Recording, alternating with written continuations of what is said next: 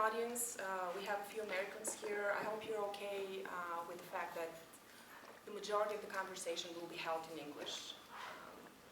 However, we will be switching back and forth English to Bulgarian because A, we're Bulgarians, and B, part of this gonna go to the television, so they wanna broadcast us. So, and they ask for particular questions to be asked. So, I really want to make sure we haven't forgotten the language. Exactly, yeah. So we'll be switching back and forth. I hope you're okay with that. But, our stork nest.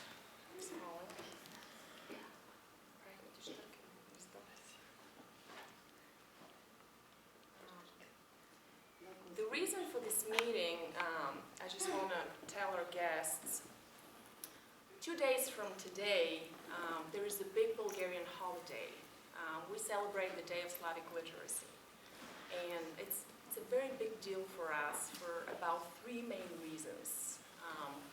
One of them is that if literacy is taken as mark of civilization, then we can say that Bulgaria has been civilized since the 9th century, when the Cyrillic alphabet was adopted and the first Slavic literary schools opened in Bulgaria. And from Bulgaria, a lot of literature was translated already back in the 9th century. And from Bulgaria, the corpus of all this literature spread out to the Eastern Slavs. And translating Gospels, and the literature was translated into vernacular, which was unheard of at that time. So translating Gospels and literature into vernacular was remarkable at the context of its time, because the same processes were not to be undertaken by the rest of Europe until 15th century during the Reformation. And the Reformation, as we know it, is the pivotal point of Western civilization, is the precursor to the Enlightenment, which basically means that thanks to some very advanced Bulgarian rulers, Eastern Europe had its Enlightenment 5 centuries before Western. And we're very proud of that fact. Bulgarians are very proud people. We like to celebrate this. We think it's really cool. And this year we wanted to do something slightly different. We always mark the Day of Slavic Literacy, but this year we decided to invite somebody very special, invite acclaimed master of the words. Master. So, how many of you can paint? I know Ellie can paint. Who else can paint? So today, we're going to paint. We're going to create a landscape, but instead of brushes and colors, we're going to use words, and we're going to use music.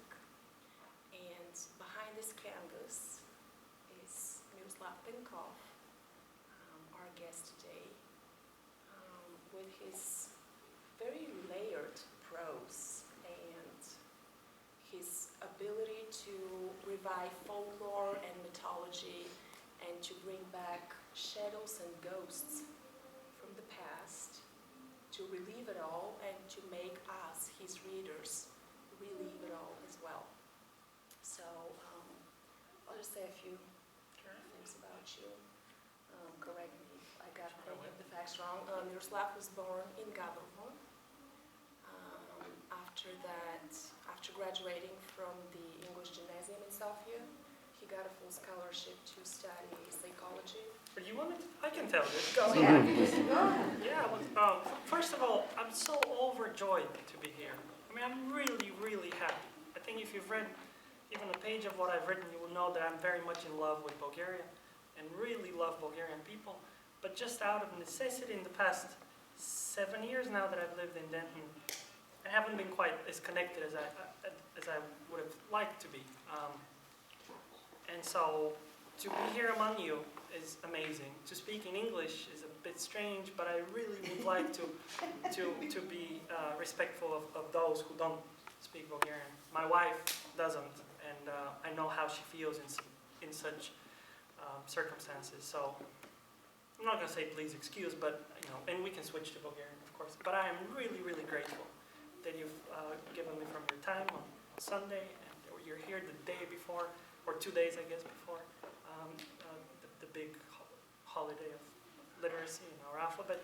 I was born in Bulgaria, and in Bulgaria.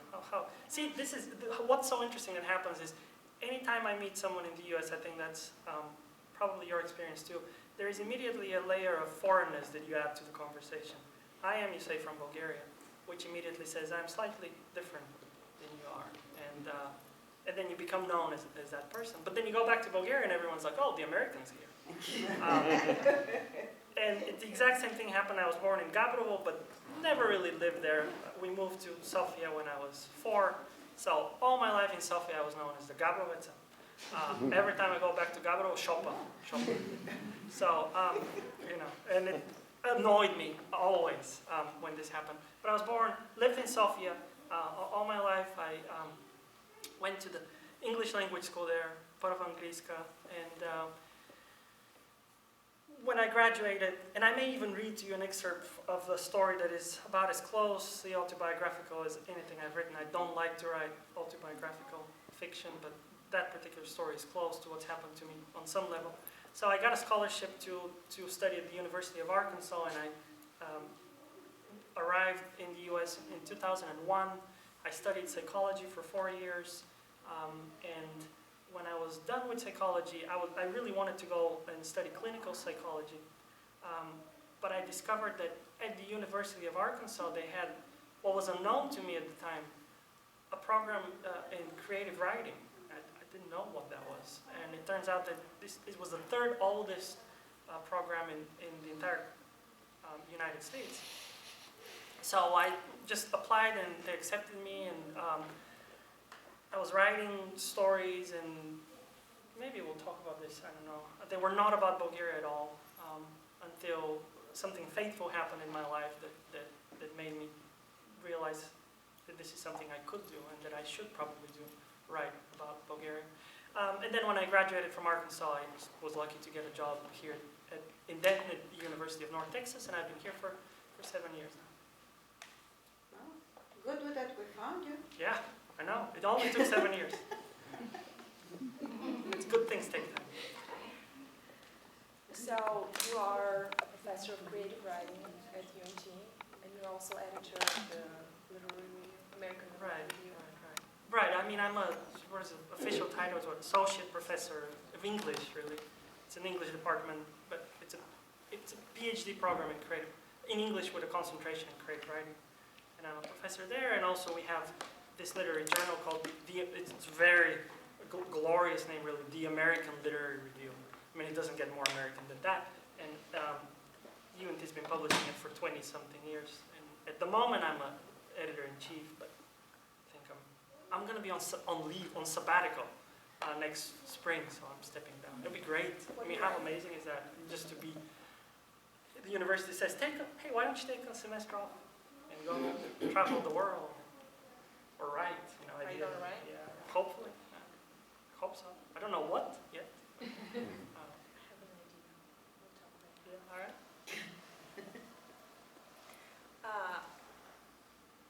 Miroslav's short story collection, East of the West, and this is how I found him. I was reading East of the West, and I just fell in love with it. I said, who is this guy? So I started Googling the name, and wasn't for long, but I realized he's right here. He's right here. So let's have him. But is it the collection that won the BBC, or just the? Well, it's a single story. Just That was that one just story. a weird contest that they do in England. It's called the BBC Short Story Award, and they do it every year, and it's open to writers of the Commonwealth, so post-colonial Britain. But 1 year, because of the Olympic Games in, was it 2012, they opened it to the world, and my story collection had just come out in England, and the publisher said, let's enter one of your stories into the competition, and they did, and really strange and surreal experience, and that story won, and it was wonderful. And And people kind of started talking about the stories in the collection and started viewing it in a different light. And it was fantastic in that respect. I mean, I think we always have to be very careful with awards. I think they're great when you win them, and when otherwise just don't think about them. There's no point in thinking about awards. But they can certainly bring attention to a book, and that's what's happened, and I've been very, very grateful to be noticed. I mean, there's so many books that come out, and so many good books that come out.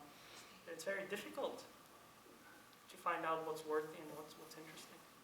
But can I tell you how I started writing this book? Which is, Please do. I always felt very, very strange, because when I lived in Bulgaria, I wrote the kind of literature that I read, and I read science fiction. I read a lot of Stephen King, and so then I wrote all these stories that were set up in a fictional town that I made up, and it was called Mountain Springs, and all the characters were called Jessica and Michael and Brad, and so I was writing this absolutely, made-up American life that I had only absorbed through movies and books. And when I came to the U.S. and spent a semester in Arkansas and realized how very much I miss Bulgaria, I looked at those stories again and understood that they were essentially very fake, that there was no heart and no truth to them, because they weren't stories that I had lived through. But I still didn't know what to write about. I still didn't know what to do.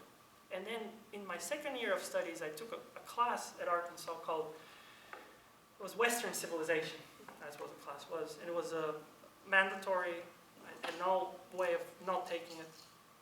And during the first week, after 1 week of class, the professor came to me and he said, "Mr. Penkov, where are you from?"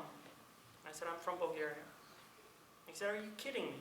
But kidding wasn't the word he used, and I'm not going to use it because of the little kids here, but it wasn't. And he said, "Are you really?" I said, "Yeah." He said, "Do you want to make some money?" And I said, "Well, who doesn't?" Suddenly very interesting. He said, I am writing my dissertation on a very interesting topic, the Janissary corpus of the Ottoman Empire, the Janissaries on the Balkans, but even more specifically, the Janissaries in Bulgaria. And can I give you this Bulgarian book, history book, for you to read and look for these specific things that I'm interested in and just kind of translate for me? And I said, "Sure, I'll do it. You don't have to pay me. This is a great experience. I'm very interested." So I read this book, and what did I know about the Janissaries before that? Well, I had seen, Time of Parting, Vreme Razdelno, Anton Dončić. I knew that. I knew it was called Kraven Danak, Blood Tribute, very, very scary, and that's all I knew. And then suddenly there was a properly researched book Bulgarian book full of very rich historical sources that opened an entirely new world to me. And I learned a great deal about the Janissaries and structure and sort of the entity. That book was in Bulgarian. It was in Bulgarian. It was by a Bulgarian professor, Tsvetana. I'm certainly blanking out on her last name, but she's a renowned Osmanist, like Ottoman. And I've met her since. And it's a really, really interesting book. Basically, the whole history of how it developed, how it started out of necessity for the empire because the empire was spreading so quickly, they didn't have enough manpower to staff the army. So they came up with this brilliant idea to recruit, and it's called Devshirme, which means recruit. Devshirme. Devshirme means recruit. And, every 5 to 7 years they'll send soldiers, choose the strongest boys of the Christian villages, ages 12 to 15, 16, 17 even. Then they would send them to, very, very quickly to Istanbul for, quick change of names. And then they spent years in Anatolia, where they were learning the language and working very, very rough physical labor. And then they got trained and became the most faithful soldiers of the Sultan, really. And there were all sorts of interesting layers. I mean, we're getting off topic here, but layers of the corpus, that it was the only way for the Christian population that I am to advance socially. You know, if you were born a Bulgarian peasant during the Ottoman times, you were a Bulgarian peasant, Christian. You know, the word slave is probably not accurate, but there was no chance for you to do anything. But strangely, and this has happened in Bosnia, it's happened in all over the Balkans really, there was a chance for the Janissary soldier to have a very comfortable and successful life and get up as high as a great vizier, which has happened on at least 2 occasions. Anyway, it's very interesting. I'd learned all these things that I didn't know before. And I said, well, what's going to happen if I tried to write a short story about it? And I did. And some of the people that I showed it to said, this is good. You should probably write more of it. And I realized another thing, that every time I tell people I'm Miro and I'm from Bulgaria, and I write, they say, well, what can we read about Bulgaria? And I don't know what to tell them. I mean, they can read Ivan Vazov, a translation from 60 years ago or something like this, and of a novel from 100 and I don't know how many years now. They can read that, and that's about it. There was just very little at the time, so this is 16 years ago, of Bulgaria that you could read about. And as pompous as it may sound now, at some point I've sat down and I said, well, what if one of the reasons for me to write this book would be to just kind of write a book that when someone says, what can I read about Bulgaria, you can say, hey, here's this book. It has all these stories, and it covers, my original idea was it was going to cover a lot of Bulgarian history. I really wanted to do 1,300 years. I wanted to start with the Khans, but that's just nonsense to do in 200 pages. You can't. There's too much. So I kind of looked at the last 200 years of Bulgarian history and chose moments that were interesting to me. But I didn't want the stories to be overwhelmed by history. I'm a big fan of Russian writers, big fan of Chekhov. It's probably my sort of guiding light. And according to Chekhov, the human being is central to any story, and anything else that happens is really secondary. And so I wanted to come up with human beings and then allow them to work on the forefront of these big historical events. So there are stories here about the fights for liberation of Macedonia, the rise and fall of communism, and so the sort of the forceful name-changing campaigns of the Bulgarian Muslims. So if you look at the book this way, you will say, oh yeah, it's very artificial. You know, hasn't he just chosen these big moments? But I do hope that the characters are human enough and interesting enough that it doesn't feel like a history book. But yeah, it was just through complete chance that I got to meet an American professor in the US so that I can discover Bulgaria for the first time properly and start to write about it. And I think there's something to that. So west of the East, you discovered Bulgaria? Yeah, west of the East, yeah. You started writing Right. east of the West. I have a question. It's not my question. Okay. It's a professor of mine who I was talking to her and I said, well, this is what's going on. She said, oh, I love him. I've read everything. I followed his career. Can you ask something for me? I said, sure. Go ahead. The question is in Bulgarian. She's a professor of Polish literature, actually not Polish, Western Slavic literatures and languages at the University of Kansas. Her name is Светлана Василева Карагьозова. Когато една травма не е отработена, човек се затваря и тя го преследва до край. И после следващото поколение унаследяват тази травма и носят белезите на предците си. Имате ли усещането, че ние като народ не сме отработили травмата, да речем от османското робство, и не се ли опитвате да отработите вие тази травма? Should we translate it very quickly? It's about trauma. I'll translate. When the trauma hasn't been really worked out, it starts hunting the person, and then it starts hunting his offspring, the generations to come.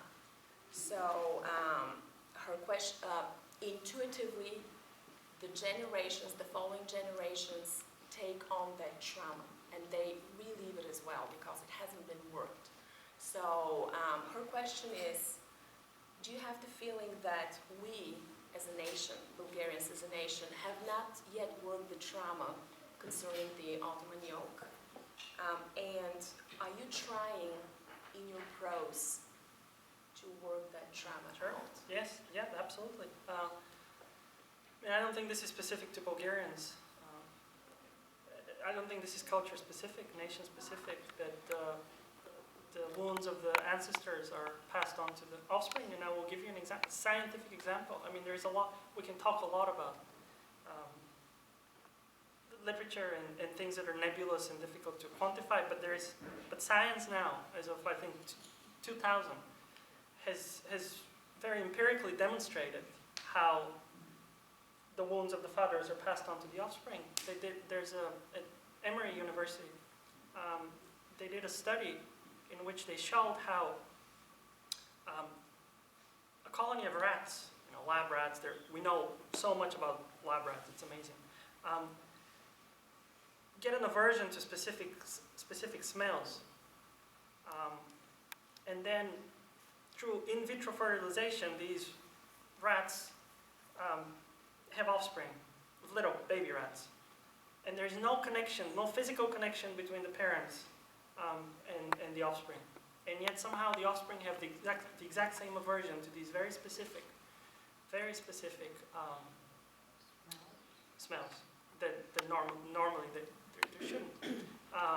And this is a branch of what's called epigenetics.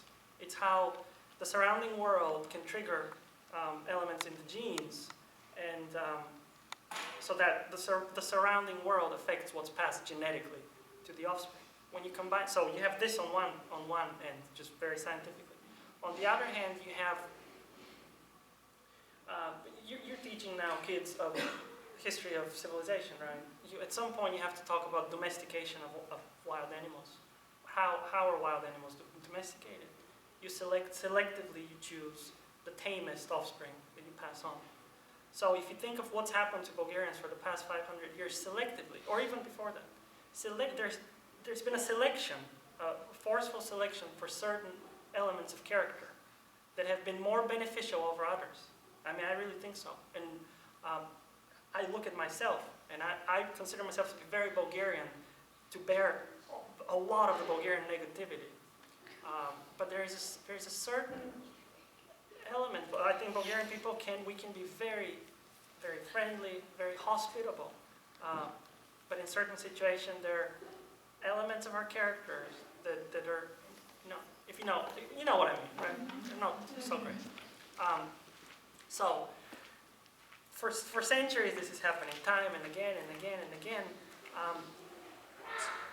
On top of this, there is history, the trauma of just pure history.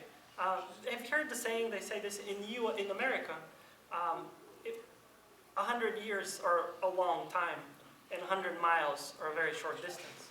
And in Europe, 100 years are nothing, but 100 miles are a great distance. Now we have very small distances in Bulgaria. The Stork Mountain, this book takes place in the Stranja Mountains, and it's Bulgaria on one side of the border, Turkey on the other, and Greece is right there, and it's all mixed together. But we have a surplus of years.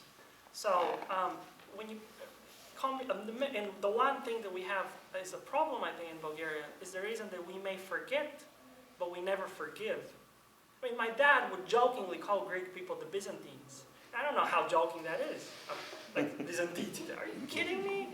Like, really? Because 1,000 years ago, they blinded the side there. You have to listen to how they blinded some little soldiers. And then you hear this, and something inside of you just, catches. Those Byzantines. How dare, what did they do? We're high context culture. We keep score. Right. We keep score. We may forget the detail, but we never forgive the act. And that's problematic, and we relive it. And yes, absolutely. Through writing these stories in the novel, I've tried to understand better. And then the other thing that has been awfully important to me is living in the American South, where some of the great American writers are Southern writers. When you think of Eudora Welty or Catherine Ann Porter, and perhaps most notably William Faulkner. And a very famous Faulknerian saying is that the past, it's not, what is it? It's not dead. It's not even dead, past. it's not even past. And so that was really important to me when I came here to realize that it is very difficult to understand the present, not to speak of the future at all, but the present, if you don't really understand the past, or try to understand it. I don't know if you can maybe give it an interpretation, but importantly, internalize it, relive it. So I've always been very interested to see the connection between generations. What is it in the novel? It's the grandfather and the grandson, and then what came before that? And how do we repeat? Nikos Kazantzakis is a great Byzantine, Greek writer. He quotes a Cretan proverb, and he says, "Leave where you have succeeded, return where you have failed." I think that's really, really smart. Return where you have failed. Time and again, we seem to struggle with similar questions that manifest themselves differently.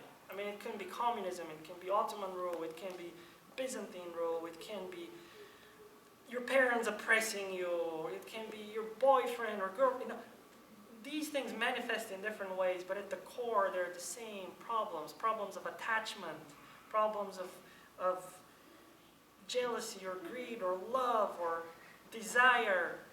The shapes are different, but the essence is the same. And I've always been very interested in trying to get to the essence, to the one thing that it comes from. If you think of psychology, if you think of Carl Jung, and he talks about the collective unconscious. I mean, what in the world is the collective unconscious? Can the collective unconscious be culture specific? Do we, as Bulgarians, have a collective unconscious? I think we do. I mean, I really think we do, as Bulgarians. And we always humans do, but then on a smaller level. And then on a smaller level of your family, is there that? And that's been really, really interesting for me to explore. And to bring something out of that collective unconscious, which exists outside of time and outside of language, and to bring it inside a language and inside of time, and to see what it's like on the page. And with various degrees of success, I've been trying to do that. So